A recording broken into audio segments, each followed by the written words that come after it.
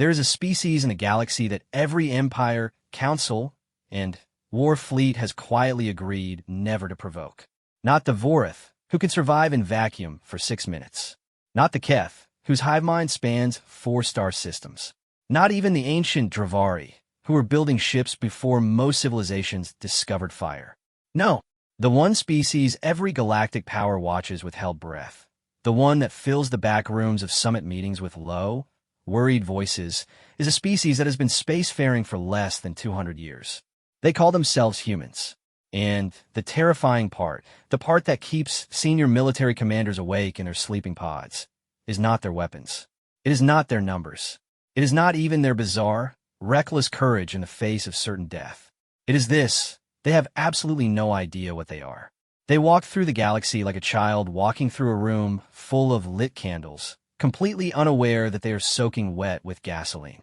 They shake hands with species that are secretly calculating survival odds. They smile at diplomatic functions where 3 different factions have active contingency plans titled, in various languages, what to do if the humans ever figure it out. They haven't figured it out. Not yet. This is the story of the day the galaxy stopped holding its breath and started running. The galactic consensus had a room that did not officially exist. It was not on any architectural blueprint of the Meridian Station. It did not appear in the station's maintenance logs, its ventilation records, or its energy consumption reports, because 3 separate teams of engineers had been paid very well to make sure it didn't. The room had no name in any official language. In the private communications of the beings who used it, it was referred to simply as the Quiet Place, which was perhaps the most dishonest name ever given to anything because the conversations held inside were some of the loudest, most desperate, and most frightened conversations in the known galaxy. Ambassador Velharan of the Keth Consensus was already there when the others arrived. She was a tall being, 6-limbed, with a secondary nervous system visible as faint blue threads beneath the translucent skin of her forearms. She was old enough to remember the last time this room had been used with genuine urgency, which was during the Dravari expansion crisis 40 years ago, and she was already wishing she was somewhere else. High Commander Orith of the Vorith Directorate came in next, moving in that particular way the Vorith moved, which suggested that gravity was more of a suggestion than a rule for them. He sat without being invited to sit, which was a Vorith thing, and folded his upper limbs across his chest, which meant he was already in a bad mood. Then came eldest son of the collective worlds, whose species communicated primarily through color shifts in their facial membranes, and who had brought a translation drone specifically because this meeting was going to require a great deal of nuance, and nuance was very hard to convey in color shifts when you were also trying not to look terrified. The last to arrive was Director Yum of the Meridian Intelligence Bureau, a small, quiet being who looked like she might be someone's administrative assistant, and who was in fact the most dangerous mind in the room. She carried a data slate. She set it on the table face down. She did not sit. The Tyra incident, she said. No greeting. No preamble. Everyone in the room had already read the initial report. That was why they were here. But hearing it spoken aloud in that room, in that voice, made it more real than any data file could. Velharan spoke first. How many survive? On our side, Yum said. All of them. Every Keth soldier on that ridge made it back to the extraction point. Every Vorith armored unit pulled out intact. The collective auxiliary forces lost 2 scouts, but they were recovered alive. And the Karathi fleet? Yum finally picked up the data slate. She looked at it for a moment. The Karathi committed 412 warships to the Tyra engagement. They had ground forces in excess of 900,000 units. They had orbital bombardment capability, biological suppression systems, and 3 Worldbreaker-class siege platforms. She set the slate back down. 1 ship escaped. 1. And it escaped because the human commander let it go. She said, and I'm quoting directly from the recovered communication logs here. She said she wanted someone to go home and tell the story. The room was quiet. Orith uncrossed his limbs. Crossed them again. 1 engagement. 1 engagement. Yum confirmed. 72 hours. The humans had 11,000 ground troops, 43 ships, and a resupply line that the Karathi had cut on the first day. They were supposed to hold the Tyra relay station for 6 hours while the collective evacuated its civilian population. 6 hours. They held it for 72, Valharan said. They held it. Then they counterattacked. Then Yum paused, and that pause said more than the words that followed. Then they pursued. They chased a 400-ship fleet across 3 star systems and destroyed it so completely that we are still finding wreckage. Eldasan's facial membranes shifted through a sequence of colors that the translation drone rendered as, "This is not a military report. This is a warning." "Yes," said Yum. "It is." On the human transport ship USCS Meridian's Edge, Commander Hannah Voss was eating reconstituted noodles and arguing with her second-in-command about whether the ship's coffee machine was broken or merely uncooperative. "It's broken," said Lieutenant Commander Deo Adeyemi, holding up a cup of something that was technically coffee in the same way that a mud puddle was technically water. "It's fine," said Hannah. "You're just not pushing the button right. There is one button. Push it with intention." Deo stared at her. He was a tall man, broad-shouldered, with the kind of patience that came from years of serving under commanders who were, in his professional assessment, completely unhinged in the specific way that made them brilliant. He had been serving under Hannah Voss for 4 years. He had developed a lot of patience. "Commander," he said, "we just destroyed the largest Karathi war fleet assembled in 60 years. She slurped a noodle. "In 72 hours. It was a long 72 hours. The crew was calling it the Tyra miracle." Hannah looked up from her noodles. She had a face that did most of its communicating around the eyes, and right now her eyes were doing something that Deo had learned to read as the specific look she got when she was about to say something that sounded simple and was actually not simple at all. "It wasn't a miracle," she said. "We just didn't stop." Deo waited because there was always more. "The Karathi stopped," she said. "Twice. Once after they cut our resupply line, because they thought that would break us, and they waited to see if it did. Once after they hit the eastern perimeter, because they thought that would break us, and they waited again. That's what cost them." She looked back at her noodles. "You stop, you give the other side time to think." "We didn't stop. We didn't give them time to think. We barely gave ourselves time to think." She paused. "The coffee machine is definitely broken." "I know," said Deo. "I just needed you to admit it." She almost smiled. Almost. Down in the medical bay, 312 of her people were recovering from injuries that the ship's chief medical officer, Dr. Yara Osei, had privately described in her log as injuries that should not be survivable and yet somehow were what she was including in her report, but not dwelling on because dwelling on it made her feel like the universe was trying to tell her something she wasn't ready to hear. Yara had been doing battlefield medicine for 11 years. She had worked on Vorith soldiers and Keth auxiliaries, and once memorably on a Dravari elder who had been old enough to have met the species that built the first jump gates, and who had looked at Yara's human hands working on his wounds and said very quietly, "Your kind is going to be either the best thing or the worst thing that ever happened to this galaxy. I hope I live long enough to find out which." He had lived. He'd sent her a message 6 months later. Just 2 words in the Dravari script, which her translator rendered as "still watching." She was thinking about that now, standing over a young soldier named Corporal Emeka Obi, who had taken a Karathi plasma bolt to the left side of his torso, which had removed a section of his rib cage and 1 lung, and who had continued fighting for 4 hours after that because, in his words, there wasn't really a good time to stop. He was going to be fine. He was already arguing with a nursing AI about when he could return to duty. 48 hours minimum, the AI said. "What if I promise to only do light fighting?" said Emeka. "That is not a medical category," the AI said. "It could be." Yara left them to it. She walked back to her desk and looked at the casualty numbers. 11,000 troops in, 9,847 out, walking or carried. The rest were dead, and she had sat with each of those deaths, named each one in her log because she believed the dead deserved that, and because the alternative was to let them become statistics, and statistics didn't keep you up at night. And she thought they should.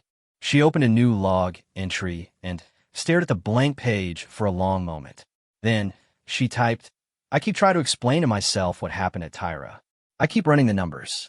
I keep checking the medical records, the injury reports, the dosage logs. And I keep arriving at the same conclusion, which is that the math doesn't work. The math says we shouldn't have made it past the first 18 hours. The math says the casualty rate should have broken unit cohesion by hour 30. The math says a lot of things that didn't happen. I don't know what to do with that. I'm a doctor. I believe in math. But I was there and I know what I saw, and what I saw was people deciding, one by one, in the middle of something terrible, that stopping was not an option they were willing to consider. I don't have a medical term for that. I'm not sure there is one. She saved the log. She closed it. From somewhere down the corridor, she could hear Emika still arguing with the nursing AI in the quiet place. The meeting had moved on from shock to the more productive emotion of functional dread.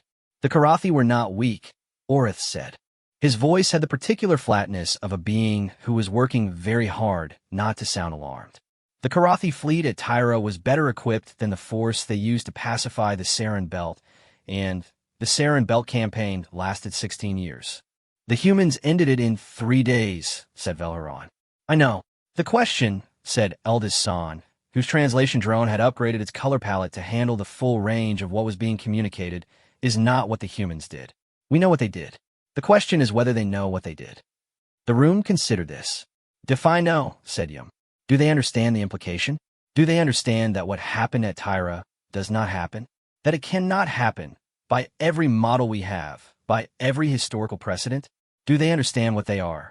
Yum set down her data slate. I've been monitoring their communications since the engagement ended. Internal crew messages, command logs, informal channels. She paused. Commander Voss filed her after-action report. She listed the engagement's outcome as satisfactory. She recommended 7 of her officers for commendation. She noted, and I quote, that resupply coordination needs significant improvement for future operations, and recommended a review of the fleet's logistics chain. She expressed condolences for those lost. She signed off on the medical resource requests. Then, she went and ate noodles. The room was very quiet. She doesn't know, said Velaron. None of them know, said Yum. That's the pattern. Every time the humans do something that should be impossible, something that every other species in this galaxy would look at, and say that is beyond the limit of what a living thing can do, the humans file a report, note the areas for improvement, and move on. They don't know they've crossed a line. They don't know there was a line. Because they've never had a line, said Orith, and the flatness was gone from his voice. Something else was there now. Something that, in a Vorith, was very close to awe. Every other species has one. A threshold. A point where the body says enough, or the mind says enough, or the unit cohesion collapses. We have all mapped our own thresholds. We build our tactics around them. We know exactly how far we can push a soldier before we lose them. He looked at the data slate face down on the table. The humans have no line. They have lines, said Yum. They just draw them in different places than we do. Where? Around other people. She said it simply. That's the only consistent data point across every engagement, every crisis, every situation where a human does something that should be impossible. They don't do it for territory. They don't do it for resources. They don't even reliably do it for ideology. She picked up the slate and turned it over. On the screen was a single still image. Corporal Emika Obi, photographed by the ship's medical system upon arrival in the bay, chest torn open, still in his combat gear. They do it for whoever is standing next to them. And that is an enemy that no tactical model in this galaxy knows how to fight. The eldest's membranes went a color that the translation drone, after a brief pause, rendered as, "We should have been paying closer attention." Yes, said Yum. We should have. She turned the slate back over. Because they're starting to notice us watching. And the only thing more dangerous than a human who doesn't know what they're capable of, she let the sentence sit. Nobody asked her to finish it. They already knew. The planet Vessar had 2 suns, and the kind of heat that didn't just sit on your skin but went ahead and moved in, unpacked its bags, and started redecorating your internal organs. The collective worlds have been using it as a diplomatic hub for 30 years because its climate was comfortable for 9 of the 12 species with seats on the galactic consensus. And for the other 3, it was manageable with enough water and rest, and nobody had ever asked the humans what they thought about it until the humans started showing up. The humans, it turned out, thought Vessar was lovely. This was baffling to senior diplomat Sorrel of the 7th Branch, who was the collective's lead liaison for human affairs, and who had spent 2 years on Vessar developing what she privately called her heat endurance protocol, which involved a great deal of scheduled rest, a specially pressurized suit for outdoor movement, and a personal cooling system that she wore at all times, and which made her sound like a small waterfall. She watched the human diplomatic delegation arrive at the Vessar summit without protective gear, wearing light clothing, and proceed to spend their first afternoon outdoors, in the full glare of both suns, eating something they called barbecue, which appeared to be meat cooked over open flame. "They're cooking in the heat," she said to her assistant, Wren of the second branch, who was also watching through a climate-controlled window and also confused. "Yes," said Wren. "Voluntarily. Yes. With additional fire. It appears so." Sorrel watched the human ambassador, a woman named Priya Anand, laugh at something one of her aides said, and then lean back in her chair and close her eyes and turn her face up toward both suns like a plant doing the thing plants do. "They're enjoying it," Sorrel said. "Their biology does adapt remarkably fast," said Wren, consulting a datapad. "The xenobiological team's latest report indicates their thermoregulation is, and I am quoting here, disturbingly efficient. They sweat, which releases heat, which I know what sweat does, Wren. Of course. I only mention it because their sweat rate under equivalent conditions is approximately 4 times what Vorath physiology can sustain, which means they can maintain their core temperature in environments where Vorath soldiers would begin experiencing system failure. The xenobiologists are currently debating whether to classify this as an adaptation or a superpower. It's sweat. It's very effective sweat." Sorrel pressed 2 of her 4 hands against the cool glass of the window. Out there, Ambassador Anand had accepted another piece of barbecue and was making an expression that Sorrel had spent 6 months learning to read and had finally cataloged as genuine, uncomplicated delight. It was one of the things that made human faces so difficult for other species to parse. The emotions were enormous, unmissable, written in every muscle, with none of the restraint that most diplomatic species train for. When a human was happy, you knew. When they were tired, you knew. When they were angry, you knew from 3 rooms away. And when they were frightened, which was not often, and which was in Sorrel's experience always more frightening than the thing that frightened them, you knew that too. She had been at the Tyra briefing 3 weeks ago.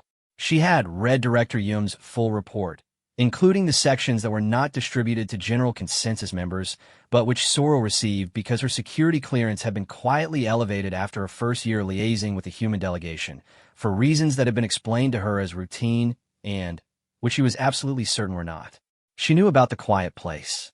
She was not supposed to know, but she was very good at her job, what she hadn't known, until she watched Ambassador Anand eating barbecue in impossible heat with the simple pleasure of someone who had no idea she was being carefully, anxiously studied by multiple intelligence services, was how much that contrast cost her. The weight of knowing what the humans were, while they went on not knowing, had a specific texture. It felt like watching a child balance on the edge of something very high, perfectly happy, unaware of the drop. The child was fine. The child was more than fine. The child would probably land fine, if it fell at all. That was the problem. The watching was the problem. The summit itself began the following morning, in a climate-controlled hall that smelled of 3 different species' ambient chemistry, and the particular anxious energy of beings trying very hard to be diplomatic. The Vesar Summit was officially a resource allocation conference, concerned with the distribution of newly mapped transit corridors in the Outer Rim. It was unofficially also a referendum on how much authority humanity should have in consensus governance, which was a conversation that nobody was willing to have officially because the last time that conversation had been attempted, the human delegation had not been alarmed by the political implications in the way everyone expected.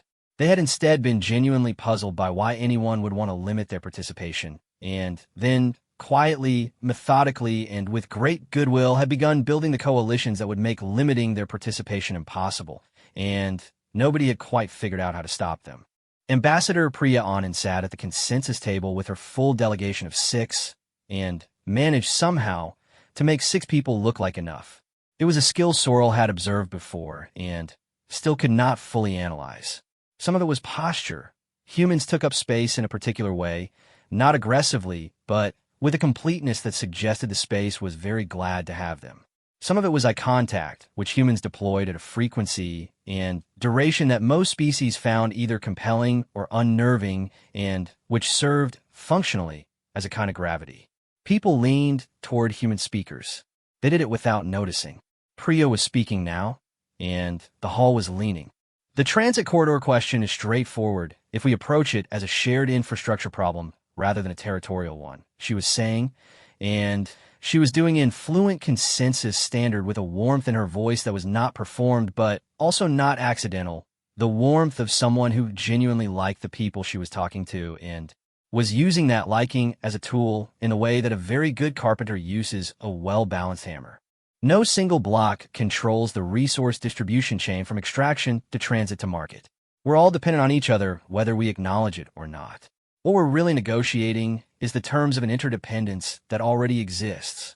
High Commander Orcs, who had come to the summit not as a military representative, but as the Vorith diplomatic observer, which was a distinction that fooled absolutely no one, shifted in his seat. He was watching Anand the way Sorrel was watching Anand, the way several people in the room were watching Anand. Ambassador Anand's framing is noted, said the collective senior negotiator, eldest Pale Rim, who was old enough that her color shifts had slowed and deepened and now communicated in tones that the translation drone rendered with an unusual degree of solemnity. However, the corridor rights in question span territories that are contested under 3 separate existing agreements, and the question of who arbitrates those contests is itself contested. Then, let's make a new arbitration framework, said Priya. Simple, easy, like she was suggesting they order lunch. That would require unanimous consensus approval, said Pale Rim. How many votes do we need to move? Sorrel watched the room's reaction. The question was technically naive. Ambassador Anand knew perfectly well how many votes were needed, which was all of them, which was why it had never been done. The question was not really a question. It was a move. It was Anand establishing out loud, in front of everyone, that she was willing to have the conversation about unanimous approval, which meant her block's votes were conditionally available, which meant anyone who wanted those votes now had to say so publicly and state their price also publicly and then hold to that price in front of their peers. She just made the negotiation transparent.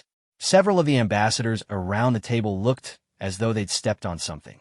Orcs, watching from his observer's seat, did something Sorrel had never seen a Vorith do in a diplomatic setting. He smiled.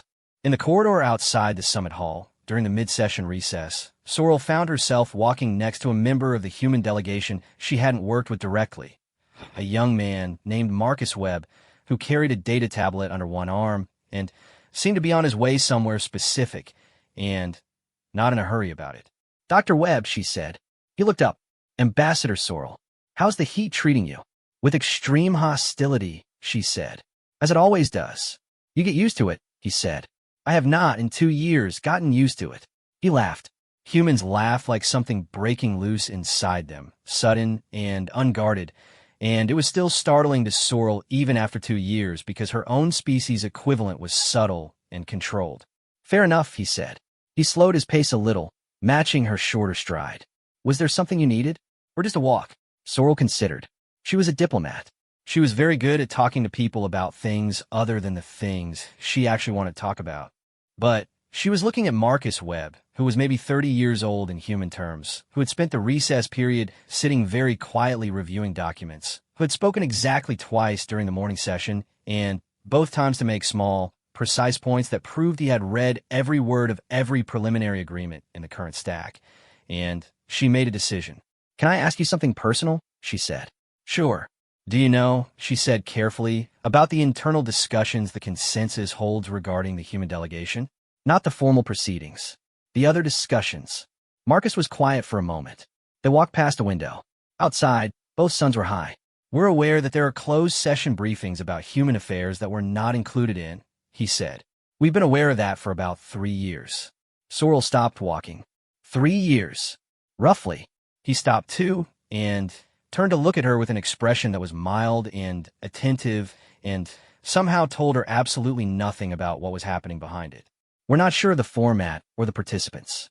We know the meetings happen because there are regular scheduling gaps in the ambassadors' calendars that don't correspond to any listed session, and the pattern's consistent enough to be structural. He paused. We haven't pushed on it. The ambassador's position is that if the consensus needs space to talk about us, they should have it. If we need to know something, they'll tell us eventually.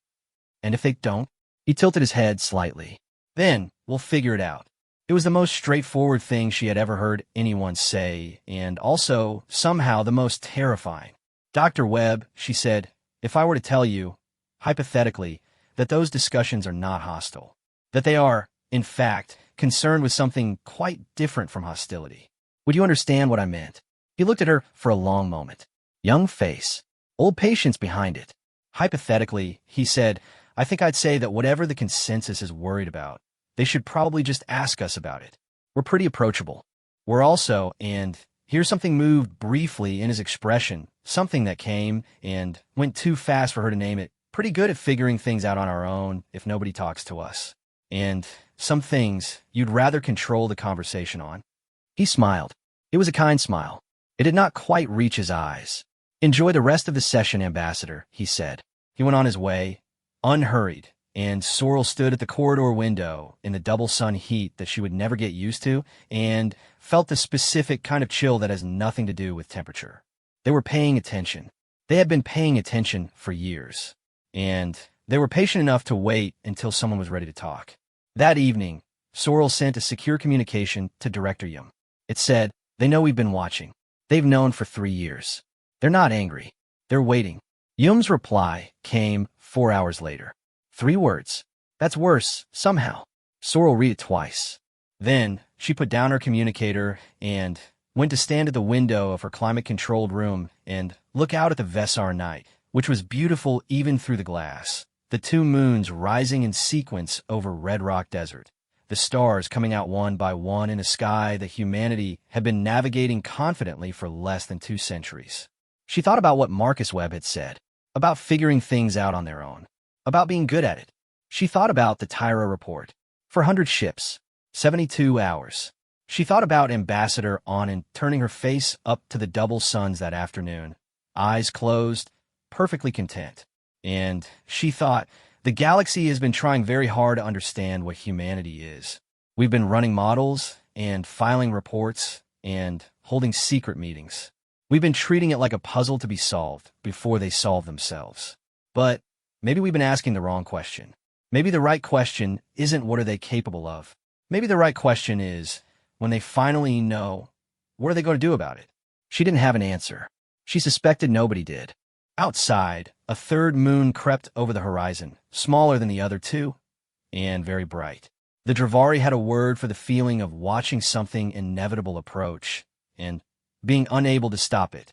Roughly translated, it meant something like the patience of the irreversible, and it had originally been coined about tidal cycles and geological shifts, but over the millennia, it had accumulated broader meaning, the way good words do, and now it meant any situation where the universe had clearly already decided what was going to happen, and the only thing left for intelligent beings to do was stand there and experience it. Elder Kethmaran had been using that word a lot lately. She was 140 years old, which in Dravari terms made her middle-aged, and she had spent the last 11 of those years as the Dravari representative on the Galactic Consensus Intelligence Panel, which meant she knew things that would make most species sleep significantly worse. And she had developed a relationship with difficult knowledge that was something between professional detachment and a very deep, very well-managed tiredness. She had read every report on humanity. Every one. Not because she was required to.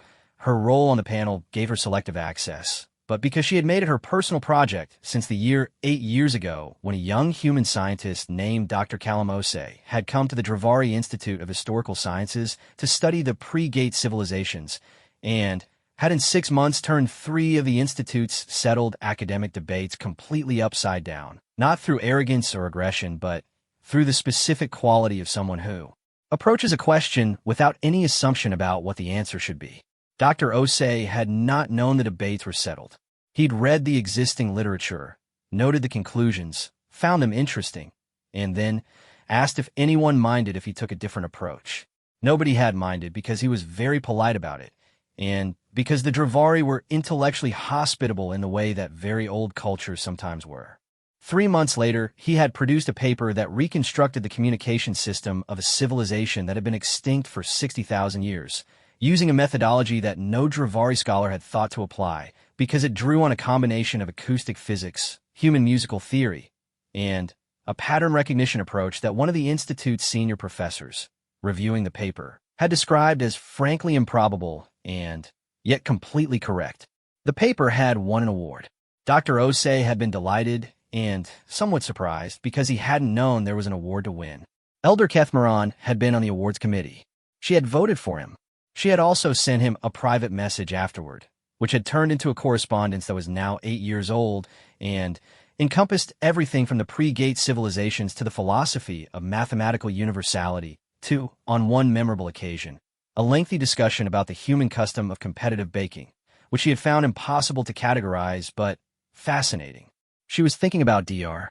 Ose now as she sat in the intelligence panel secure chamber and looked at the latest set of reports that had prompted this emergency session. "Tell me again," she said to the room's analyst, a Keth being named Velshin, young and precise and wearing the expression of someone who had been awake for 30 hours and would very much like to have feelings about that, but did not currently have time. What triggered the monitoring flag? "The Human Science Directorate filed a research proposal with the Meridian Archive," said Velshin. "Standard academic access request. They do it regularly. This one was flagged because of the specific historical records it was requesting, which were battle records from the Keth-Vorith border conflict of 260 years ago, the Sorlin collapse, the Dravari pacification campaigns of the pre-consensus era, Velshin Post, and the Meridian Accords themselves, including the sealed supplementary documents. The sealed documents were sealed for a reason. Several reasons. The Meridian Accords, which had established the galactic consensus, were presented publicly as a cooperative agreement among equals who had freely chosen unified governance for mutual benefit.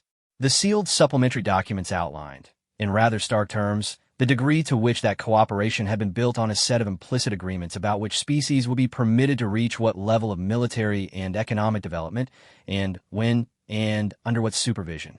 Humanity had not been part of the Accords. Humanity had been, at the time of signing, in the middle of a conflict called by the humans themselves a world war, on their single inhabited planet, unaware that anyone else was out there.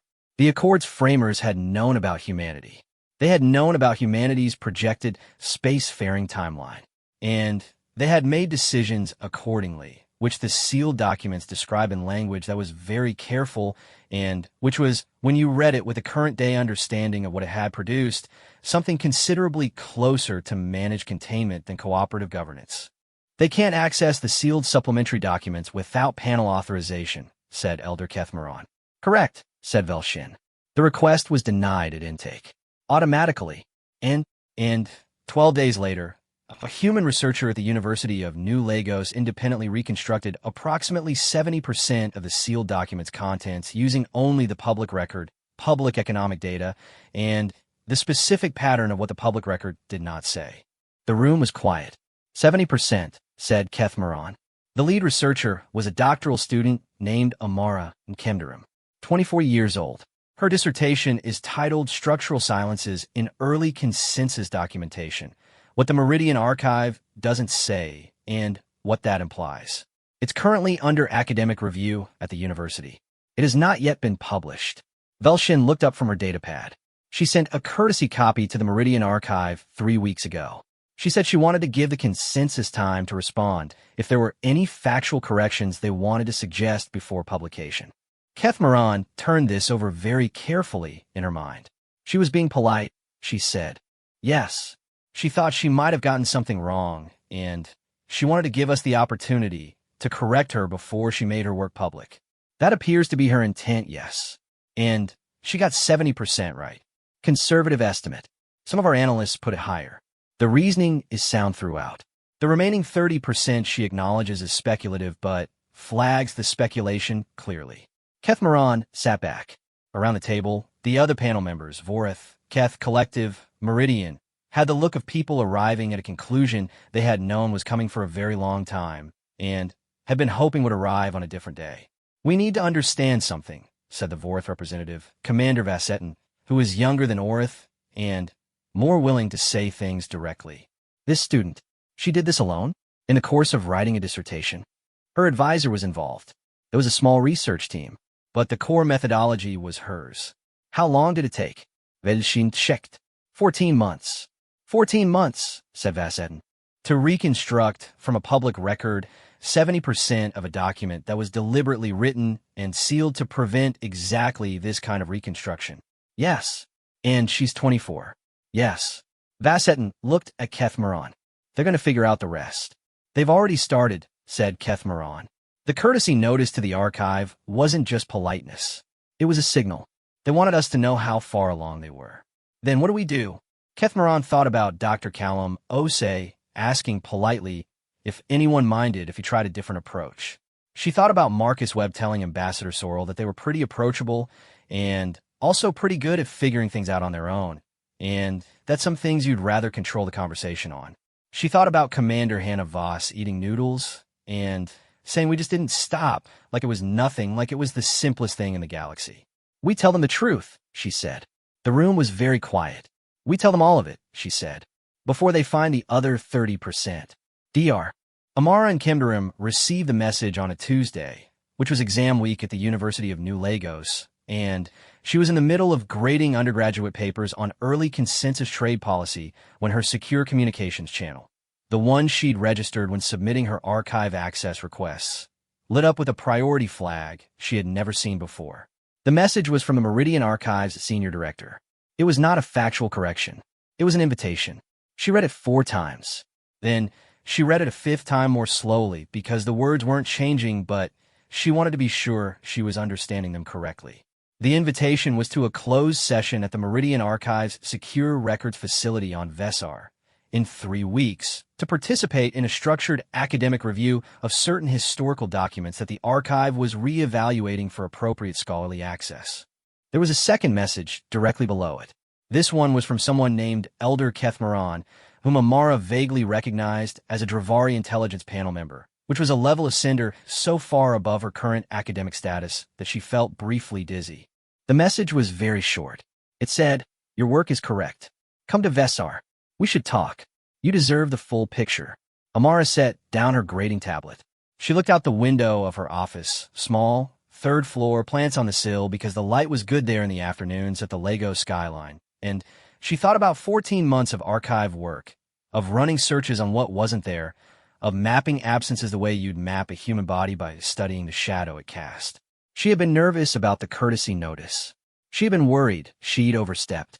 She had shown the draft to her advisor, Dr. James Ikena, who had read it with the expression he got when something surprised him and said, very carefully, "Amara, I want you to understand that this is either an excellent piece of historical analysis or the single most consequential piece of writing produced by anyone in this building, and I am not able to tell you which." She had asked him which one he thought it was. He had paused for a very long time. "Both," he had said. "I think both." She typed a reply to Elder Kethmaron.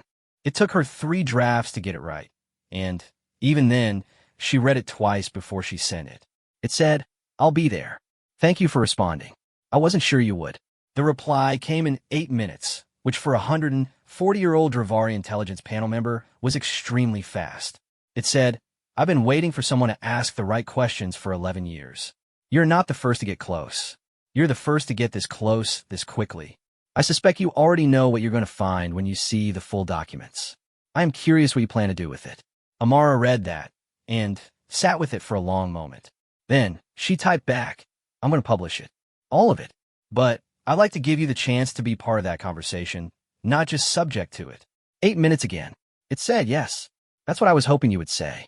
On the USCS Meridian's edge, now in transit toward the Vorith Outer Systems for a completely separate mission, Commander Hannah Voss received a routine intelligence summary that included, buried in the middle sections, a brief note about a doctoral student at the University of New Lagos whose research had triggered an archive flag and resulted in a direct invitation from the Dravari intelligence panel. She read the summary, which was her job. She reached that section. She read it twice. Then she went and found Deo, who was trying to convince the coffee machine to work by talking to it in a low, serious voice. "Hey," she said. "Almost have it," he said to the machine. "Deo." He looked up.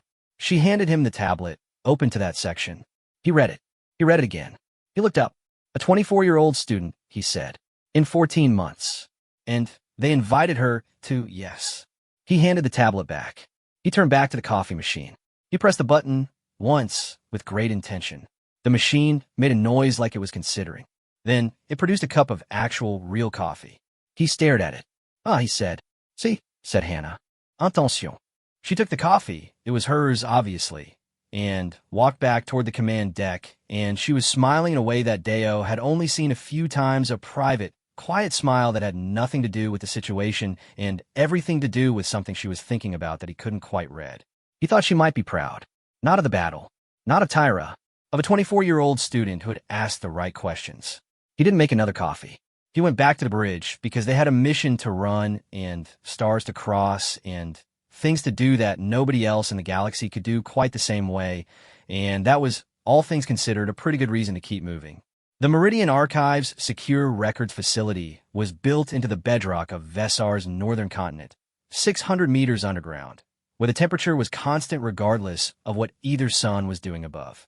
It was cool and quiet and smelled of recycled air and old stone, and the light was the kind of even sourceless light that made everything look equally important, and nothing looked particularly dramatic, which was probably intentional. Places that held dramatic things often made design choices that gestured toward calm. Amara and Kemdarim arrived with a carry bag, a data pad, and the specific alertness of someone who had slept badly not because of anxiety, but because her mind had not been able to stop working. She had spent the transit from Lagos reading everything she could access about the Meridian Accord's public record, not to find new information, but to double-check her methodology, to make sure she hadn't built her conclusions on a flaw she'd missed. She was 24 years old, and she was about to walk into a meeting with the intelligence representatives of 4 galactic civilizations. And she was not. She was slightly surprised to notice, very frightened. She was curious, enormously, uncomfortably curious, the kind that felt like pressure behind her eyes. Her advisor, Dr. Ikena, had said, when she left, Amara, whatever happens in there, take notes. Good ones. She had promised she would. Elder Kethmaran was already in the room when Amara arrived. She was larger in person than Amara had expected, and older-looking in the way that Dravari age became visible not in the face, but in the quality of stillness, a kind of weight and settledness that wasn't lethargy, but was something like deep familiarity with time. She stood when Amara came in, which was a courtesy Amara hadn't expected, and she offered the Dravari greeting that Amara had looked up on the transit and practiced, a two-handed gesture that acknowledged the other person's continuity, their having been here before, and they're going to be here after. Amara performed it carefully, hoping she had the angle right. Elder Kethmaran's expression did something complicated. Your accent is from Lagos? She said. Yes. North District. I have never been to Lagos. You'd like it. The light is good in the afternoons. They sat. The others came in shortly after. A Keth analyst named Velshin, whom Amara recognized from the archive correspondence. Director Yum, quiet and precisely present. And last, to Amara's considerable surprise, Ambassador Sorla the 7th Branch, who was wearing her cooling system and who looked at Amara with an expression that was carefully neutral and somehow still communicated something very close to respect. Before we begin, said Director Yum, I want to state for the record that this meeting was requested by the archive on behalf of the intelligence panel, and that your participation is entirely voluntary. You're not being asked to suppress your research. You're not under any formal obligation. We are here because you were right, and because you were courteous enough to tell us before publishing, and because she paused, that courtesy deserved a better response than a standard archive notification. Thank you, said Amara. The documents you'll see today will confirm most of your reconstructions. They will also show you content that your methodology could not have reached from the public record. I want you to understand, before you see it, that the people who made the decisions described in those documents are gone. Most of them died before humanity left your home system. What they built is still here, as structure, as precedent. But the intent is historical. She paused again. I want you to understand that, because I think it matters how you hold the information. Amara nodded. She had her data pad. She took notes. They were in the records room for 6 hours. The sealed supplementary documents of the Meridian Accords were not written in the language of villainy. That was the first thing that struck her. They were written in the language of concern, of precaution, of beings who had seen what unchecked development could do, and were trying to build a framework that wouldn't produce another Sorlin collapse, another cascade of small catastrophes compounding into civilizational collapse.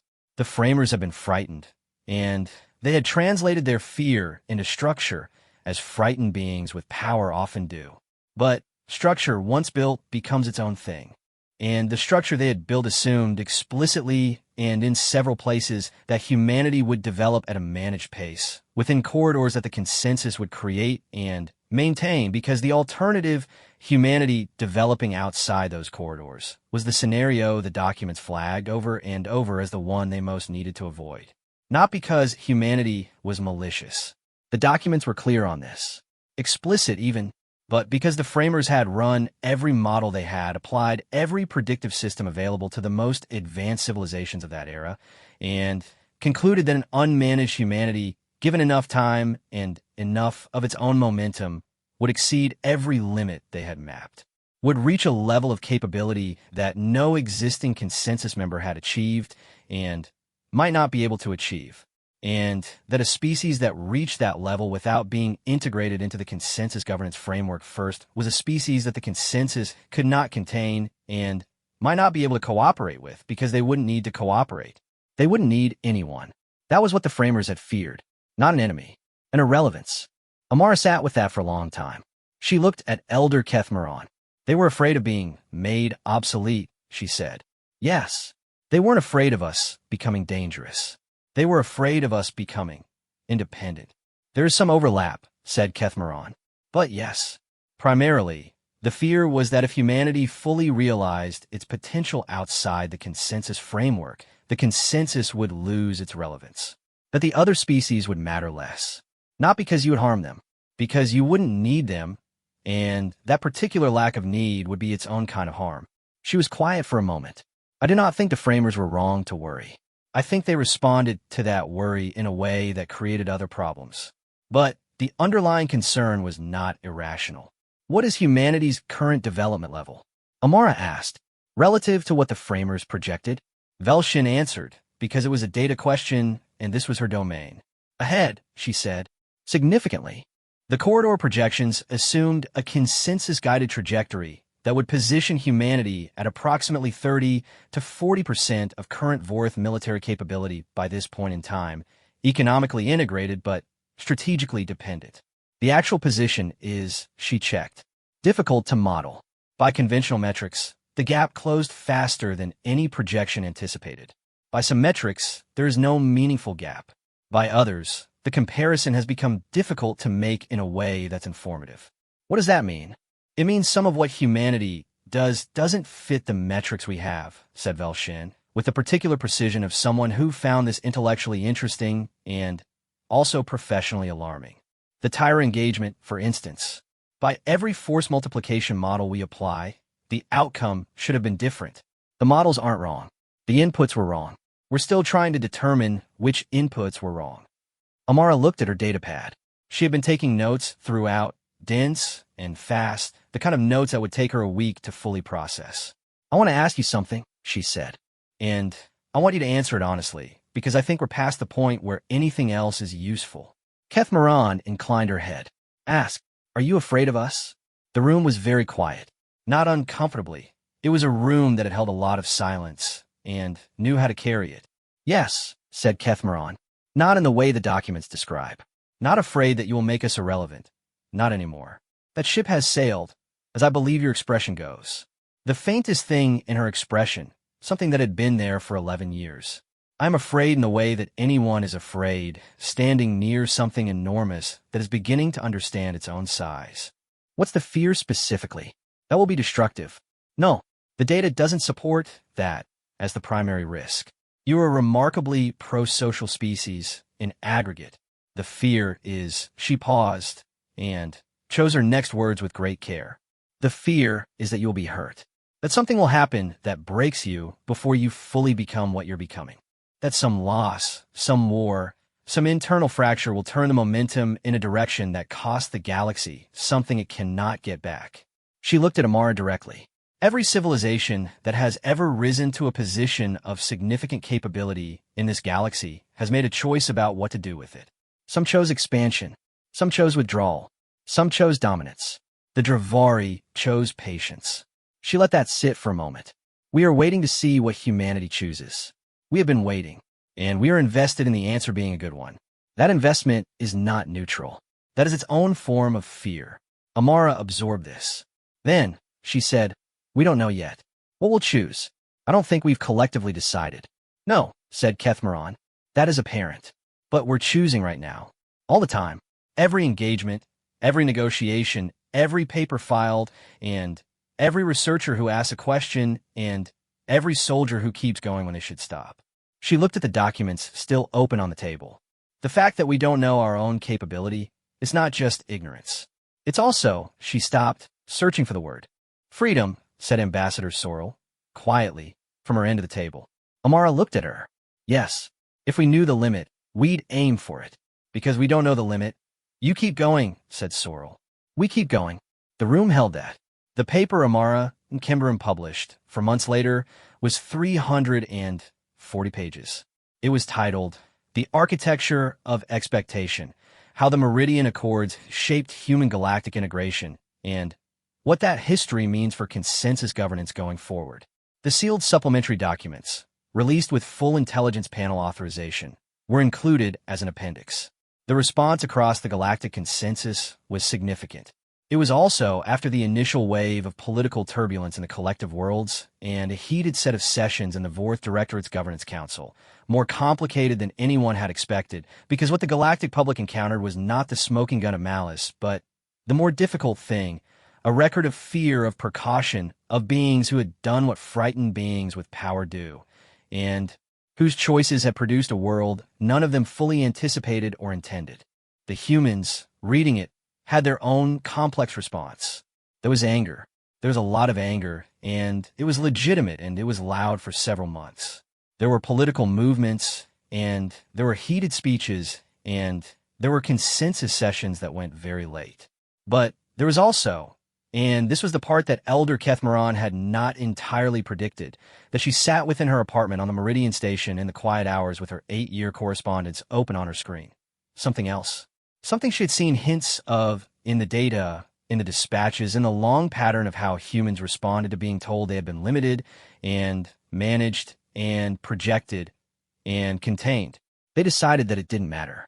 Not because they forgave it, because the anger was real. Not because they excused it, because the accountability was real too.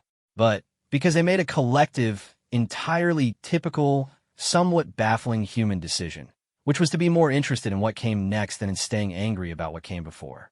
Amara published the paper. She gave the interviews. She sat in the consensus sessions. She was called a troublemaker by 3 separate collective world representatives and a hero by approximately everyone else, and she handled both with the same, even, interested patience she'd brought to 14 months of archive work. Then, she started her next research project. It was about the pre-Gate civilizations. Dr. Callum Osei had sent her a message saying he had been working on a related question for years, and would she be interested in collaborating, and she had written back immediately because she was 24, and it was the most interesting question she had heard in months, and that was, as far as she was concerned, reason enough. On the USCS Meridian's edge, Commander Hannah Voss heard about the paper's release through the Standard Intelligence Summary. She read the summary. She read the relevant sections of the actual paper because she was thorough and because some of what was in it concerned military precedent, and she needed to understand it. Then, she put it away and went and ate breakfast. Deo found her at the crew table. He sat across from her. The coffee machine, which had been working reliably since the day Deo pressed the button with intention, produced 2 cups without argument. "Read it?" he said. "Yes." And she picked up her coffee. "We were managed, for a long time, by beings who were afraid of us." "Yes. And now everyone knows that." "Yes." She drank her coffee. It was good coffee. "The Vorth Governance Council is going through a difficult few months," she said. "The Collective World Compact had an emergency session. The Keth Consensus is doing a formal historical review." "Yes. And we filed 4 new transit corridor agreements this week. 3 joint research initiatives. A mutual defense protocol with the collective that's been stalled for 6 years and apparently just got unstuck." She set down her coffee. "We're all right," she said. Not to him. To the idea. To the long pattern of it. "We're all right." Deo looked at her. "Were you worried we wouldn't be?" She thought about it seriously, the way she thought about everything. "No," she said. "I wasn't worried. I just think it's worth saying out loud." She picked up her coffee again. "It's worth saying out loud when things are all right." Below them, in the medical bay, Corporal Emeka Obi, fully recovered, cleared for full duty, and currently winning an argument with the nursing AI about whether his new scar was impressive or concerning, to which the nursing AI said it was concerning, and he said it was impressive, and they were both technically right, was showing it off to 3 other soldiers who were offering assessments that ranged from deeply concerning to genuinely very cool. In the engine room, Lieutenant Farouk Issa was running calculations on the new jump trajectory they'd used to reach the Vorith outer systems, and the calculations were beautiful in the way that jump math sometimes was clean and balanced, the universe being cooperative. In her cabin, Dr. Yara Osei was writing in her medical log. She wrote about Emeka's full recovery. She wrote about the latest updated guidance on trauma response protocols that had been distributed fleet-wide. Then she paused and wrote, "I've been thinking about the Dravari Elder, the one who said your kind is going to be either the best thing or the worst thing that ever happened to this galaxy. I keep coming back to it 8 years later. I used to think it was a compliment with a warning embedded in it. I think now it's a question. And I'm not sure, but I think we're starting to answer it." She saved the entry. She thought about sending him a message. He was still alive, still out there, somewhere in Dravari space, presumably still watching. She decided she'd wait. Let the answer accumulate a little more before she wrote. Let the papers circulate and the council sessions settle and the new transit corridors get mapped and the collaborative research begin. Let it become a little more clearly the shape of something before she tried to name it. She opened a new entry and wrote just one line. Not the worst thing. I am increasingly confident of that. She saved it and went to check on her patients. In her apartment on the Meridian Station, Elder Kethmaran opened the correspondence with Dr. Callum Osei, who had sent a message that morning about the pre-Gate Civilization Project and the collaboration with Amaran Kemdarim, and she read it with the warm attention she always brought to his letters, and then she opened a new message. She did not send it to Dr. Osei. She sent it to Director Yum. It said, "I want to formally revise my earlier assessment of the situation. I have been using the Dravari concept of the patience of the irreversible, which I told you implies watching something approach that cannot be stopped. I used it because I was afraid. I think I was using the wrong word. What I should have used is the Dravari word for something that cannot be stopped and should not be stopped, and which you watch with a specific gratitude of someone who understands what it is they're watching. We don't have a short translation for that one. It takes a whole phrase. But I think we're going to need it." She sent the message. She sat in her apartment, in the even, sourceless quiet of deep space, and she thought about 14 months of archive work, and the morning light over Lagos, and a 24-year-old student who took notes, and a soldier who kept fighting with one lung, and a commander who just didn't stop. She thought about 11 years of watching. She thought, it's going to be fine. It might even be magnificent. She opened a new message to Dr. Osei because they had a question about the pre-Gate civilizations that neither of them had solved yet.